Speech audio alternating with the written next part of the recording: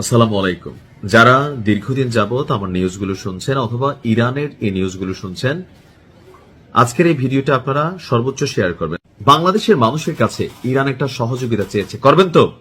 যদি করেন আগে ভিডিওটা শেয়ার করেন। যারা মনে করেন যে ইরানের ফাতেহ দরকার, জয় দরকার, আর এই প্রথম বাংলাদেশের কাছে ইরান কিছু চাইলো, তো কি চাইলো? না না ভাই, আপনার পকেট থেকে টাকা খরচ হবে না, ভিডিওটা শেয়ার করেন। তারপরে বলছি যেন আপনার মাধ্যমে আরো 10 জন এই কাজটা করে। তা আমি সব সময় ইরানের জন্য আপনাদের কাছে ব্যক্তিগতভাবে দোয়া চাই।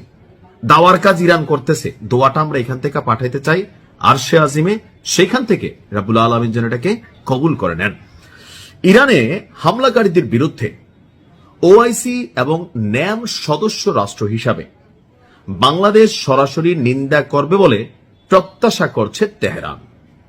অর্থাৎ ইরানে আগ্রাসী হামলাকারীদের বিরুদ্ধে মানে আমেরিকা এবং ইসরায়েল, তো এটা কিন্তু রাষ্ট্রের দায়িত্ব। আমরা মনে করি ক্ষমতাসীন বিএনপি সরকার তারা রাষ্ট্রীয়ভাবে এই কাজটা করবে। অলরেডি বাংলাদেশের পক্ষ থেকে এই অভিযানের বিরুদ্ধে, এই হামলার বিরুদ্ধে নিন্দা জ্ঞাপন করা হয়েছে। তো নিন্দা জ্ঞাপন তো সবসময় কাজে দিবে না।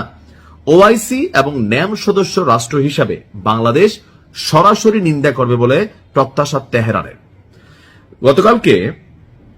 আজকে ঢাকার ইরান দূতাবাসে একটা সংবাদ সম্মেলনের আয়োজন করা হয়েছিল।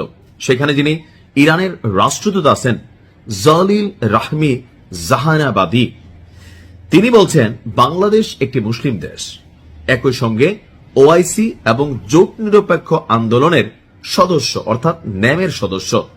সেই হিসাবে একটি আগ্রাসী শক্তিকে সরাসরি নিন্দা বা এর প্রতিবাদ করবে, এমনটাই আমরা আশা করি।